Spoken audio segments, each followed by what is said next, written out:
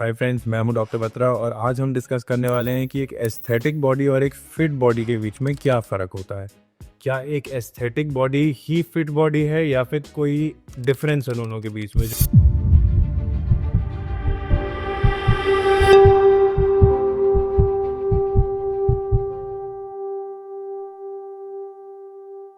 जो बाहर से दिख रहा है क्या वो अनहेल्दी भी हो सकता है। ज़रूरी नहीं है कि किसी की बाइसेप बहुत बड़ी हो, चेस्ट एकदम बाहर आ रही हो तो अंदर से भी वो उतना ही हेल्दी और उतना स्ट्रांग है। इसके पीछे का एक डेलिकेट इंटर रिलेशन होता है दोनों के बीच में, जिसको आज हम डिस्कस करेंगे both from a medical stand point and from a ले पर्सन स्टैंड पॉइंट। जो एक नॉर्मल आदमी देखता है उसको क्या चाहिए। तो सबसे पहला सवाल कि क्या ये चीज़ें सेम हैं? नहीं सर, ये चीज़ें सेम नहीं हैं, ये बहुत डिफरेंट चीज़ें हैं।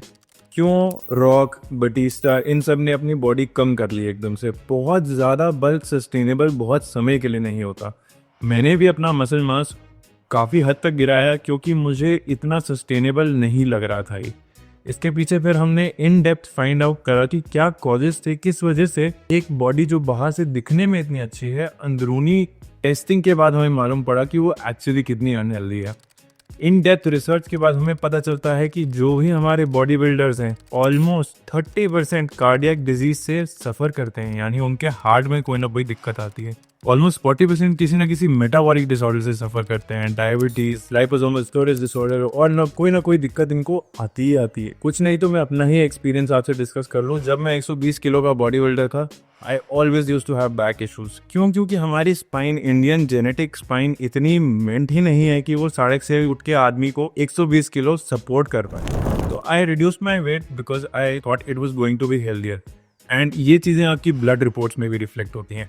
अगर बॉडी बिल्डर इतना बड़ा है, इतना भारी है कि वो दरवाजे से नहीं पिटा सकता, तो उसका कोलेस्ट्रॉल भी उतना ही ज़्यादा होगा। बहुत ही रेयर है कि नेचुरल सिचुएशंस में आप वो साइज़ और वो क्लैरिटी अटेन कर पाएँ जो एक एस्थेटिक फिजिक देती है। अब आ जाते हैं फिटनेस के बारे में बात करते हैं। जो लोग नेचुरल एक्सरसाइज करते हैं, नेचुरल खाना खाते हैं, नेचुरल सप्लीमेंट्स लेते हैं, वे प्रोटीन आइसोलेट, VCAA, इस तरह की चीज़ों पे अपने आप को लिमिट कर देते हैं, वो एक्चुअली फिट लोग हैं। जो लोग साइकिल लेके शरीर बना रहे हैं वो देखने में ज़रूर अच्छे हैं, बट उनके अंदर क्या चल रहा है वो चीज़ें आपको नहीं मालूम है। Insane amounts of muscle mass sustain करना एक तो बहुत मुश्किल है, क्योंकि जो आपको फैट चाहिए होता है, जो आप बहुत ही कम अपनी कट परसेंटेज रखते हैं, 7% body fat, 8% body fat, 10% body fat, ये प्रैक्टिकली आपके ऑर्गन्स के लिए, आपके ब्रेन के लिए, आपके लिवर के लिए हेल्दी नहीं है। इन द लॉन्ग रन ये सारी चीज़ें फैट मांगती हैं अपने आप को चलाने की।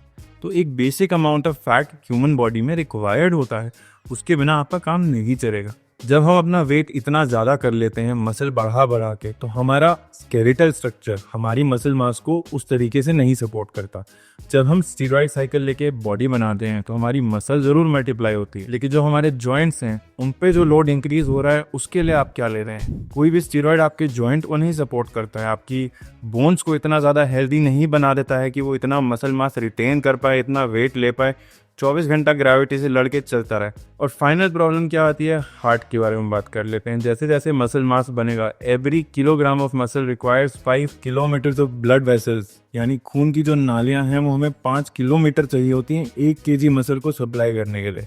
तो इतना ब्लड सप्लाई करने के लिए हार्ट पे भी तो बहुत प्रेशर लग रहा है। इसको हम इन शॉर्ट बोल सकते हैं कि इस वजह से ब्लड प्रेशर बढ़ाना पड़ता है, क्योंकि हमें सारी मसल तक खून पहुंचाना है। खून तभी पहुंचेगा जब प्रेशर ज़्यादा होगा पंप करने का। और कॉन्स्टेंटली अगर हम देखेंगे कि हाई ब्लड प्रेशर रहता है तो फिर हम LVH में फंसते हैं, यानी लेफ्ट वेंट्रिकुलर हाइपरट्रोफी। जो हार्ट का वो चेम्बर है जो ब्लड को पंप कर रहा है बार बार, जिसको प्रेशर ज़्यादा लगाना पड़ रहा है, वो भी तो मसल है, वो भी तो बढ़ जाता है। उसको हम बोलते हैं LVH, यानी लेफ्ट वेंट्रिकुलर हाइपरट्रोफी, जो बाद में कई तरीके की myocardial problems, cardiac issues, MI, myocardial infarction, even heart attack तक क्रिएट कर सकता है। तो फाइनली अगर मुझसे कोई पूछेगा डॉक्टर साहब आप क्या प्रेफर करते हैं, एस्थेटिक बॉडी या एक फिट बॉडी, तो मैं कहूँगा दोनों के बीच में एक इंटरप्ले है जहाँ एक बैलेंस हिट कर सकते हैं आप, कि आपकी बॉडी दिखने में भी एस्थेटिक है और अंदर से भी फिट है। उसके लिए आपको कुछ बहुत एक्सट्रीम नहीं करना है, सिर्फ डेडिकेशन चाहिए। उसके लिए सिर्फ you have to stick to your schedule, you have to exercise day in and day out, and discipline is the name of the game. But yes, you will not achieve crazy physics. आप ऐसे unnatural amount of muscle नहीं gain करेंगे, unnatural amount of cut नहीं आपको मिलेगी, clarity नहीं मिलेगी। But हाँ, नेचुरली जो सस्टेनेबल है, जो फीजेबल है, जो आपका शरीर सपोर्ट कर सकता है, वो आपको ज़रूर मिलेगा। तो इन माई पर्सनल ओपिनियन डिसीजन आपका अपना है, it is a personal decision. आपकी रिक्वायरमेंट क्या है, क्या एक्टर हैं, क्या आप मॉडल है, क्या आपको इतना एस्थेटिकली प्लीजिंग दिखना ज़रूरी है, तो फिर आप ये सारी चीज़ें यूटिलाइज करके for that period of time अपने आप को वैसा बनाते हैं जो हमारे सारे एक्टर्स सारे मॉडल्स करते हैं। बट अगर रिक्वायर्ड नहीं है then go for a healthy and a fit body जो लॉन्ग टर्म में आपको 60 साल की उम्र 70 साल की उम्र में भी काम दे। ये सारे शरीर जो बहुत हैवी बन जाते हैं ये सस्टेनेबल नहीं होते हैं लॉन्ग टर्म में। ये जैसे जैसे लोगों की उम्र बढ़ती है, बॉडी बिल्डर्स की उम्र बढ़ती है, उनको ये चीज़ें समझ आता है। And I hope me sharing my own experience with you helps you to make the decision कि आपके लिए at this point in your life क्या ज़्यादा ज़रूरी है, एस्थेटिक दिखना या फिट दिखना या दोनों के बीच के बैलेंस पे रहना।